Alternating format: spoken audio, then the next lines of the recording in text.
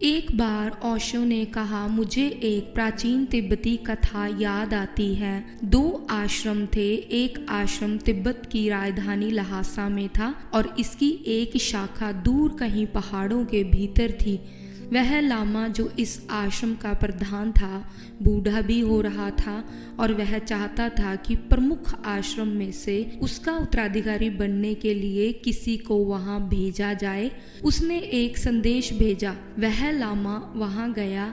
यह कुछ सप्ताह का पैदल मार्ग था। उसने प्रधान से कहा, हमारे गुरु बहुत बीमार हैं, वृद्ध हो चुके हैं और इस बात की पूरी संभावना है कि वह अब बहुत दिनों तक नहीं जी पाएंगे। अपनी मृत्यु से पूर्व वह चाहते हैं कि आप किसी सन्यासी को जो भली भांति प्रशिक्षित हो वहां भेज दें ताकि वह आश्रम का उत्तरदायित्व संभाल सके। प्रधान ने कहा, कल सुबह तुम उन सबको ले जाओ। उस नौजवान ने कहा, उन सबको ले जाओ? मैं केवल एक को लेने आया हूँ। उन सबको ले जाओ से आपका क्या मतलब है? प्रधान ने कहा, तुम समझते नहीं हो, मैं 100 सन्यासियों को भेजूंगा। लेकिन उस नौजवान ने कहा, यह तो बहुत अधिक है। हम इतने सारे लोगों का क्या करेंगे? हम गरीब हैं और हमारा आश्रम भी गरीब है। 100 सन्यासी हमारे ऊपर भारी होंगे और मैं तो केवल एक को भेजने की प्रार्थना करने यहाँ आया हूँ। प्रधान ने कहा, चिंता ना करो, केवल एक ही पहुँचेगा। मैं भेजूंगा 100 पर 99 राह में ही खो जाएंगे। तुम सौभाग्यशाली होंगे यदि एक भी पहुँच जाए। उस नौजवान ने कहा, अद्भुत। दूसरे दिन बड़ा 100 सन्यासियों का जुलूस वहाँ से रवाना हुआ और उनको सारे देश में से होकर गुजरना था। प्रत्येक सन्यासी का घर रास्ते में कहीं न कहीं पड़ता था और लोग खिसकना शुरू कर दिए, ये कहकर कि मैं वापस आऊँगा बस थोड़े से दिन अपने माता पिता के साथ, और मैं बहुत साल से वहाँ नहीं गया हूँ। 1 सप्ताह में केवल 10 लोग बचे थे।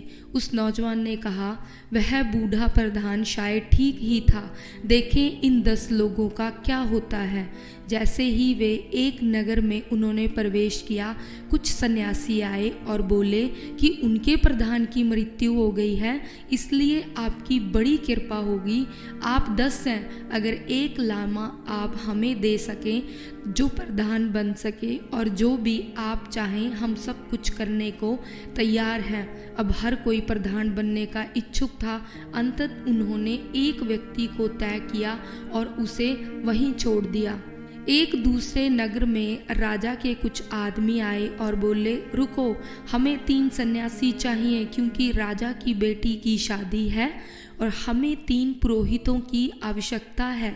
यह हमारी परंपरा है, इसलिए या तो आप अपनी इच्छा से आ जाएं, वरना हमें आपको जबरदस्ती ले जाना पड़ेगा। 3 आदमी और चले गए, केवल रह गए 6, और इस तरह से वे एक एक करके कम होते चले गए। आखिर में केवल 2 ही व्यक्ति बचे थे। जैसे जैसे वे आश्रम के निकट पहुंच रहे थे, सांझ हो गई थी।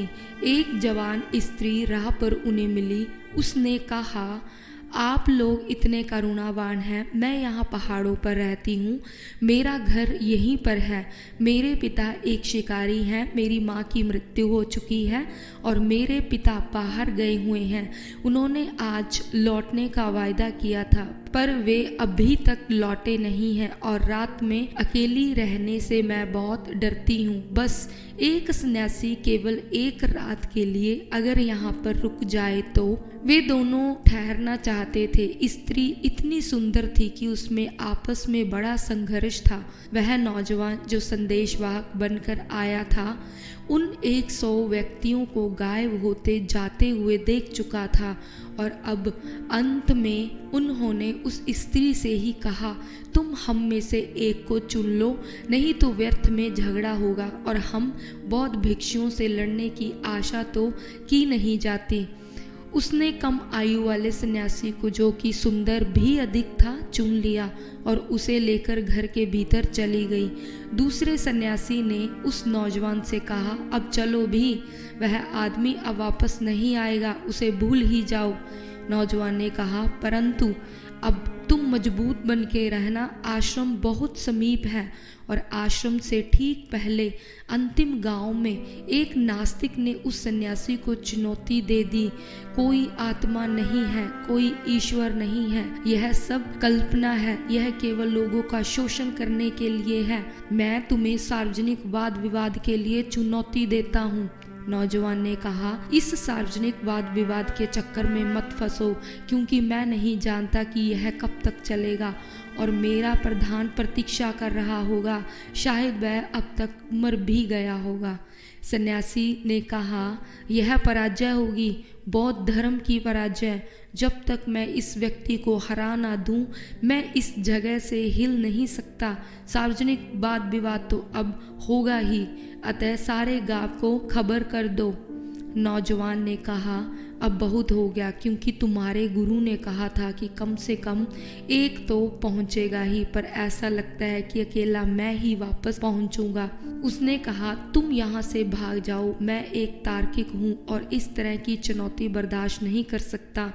इसमें चाहे महीने लग जाएं, हम हर बात की विस्तार से चर्चा करने जा रहे हैं, क्योंकि मैं जानता हूँ, मैंने इस आदमी के बारे में सुना है, वह भी बड़ा भौतिक, बड़ा दार्शनिक व्यक्ति है।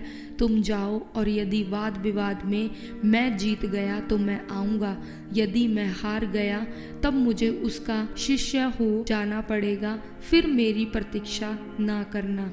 उसने कहा, यह तो बहुत हो गया। वह आश्रम पहुंचा। बूढ़ा प्रधान प्रतीक्षा कर रहा था। उसने कहा, तुम आ गए, तुम ही मेरे उत्तराधिकारी होगे। उन 100 में से तो कोई यहाँ आने से रहा और गुरु जानता था कि केवल एक ही वहाँ पहुँचेगा। तिब्बत में यह प्राचीन कथा है कि सैकड़ों चलते हैं लेकिन मुश्किल से एक पहुँचता है, वह भी दुर्लभ है।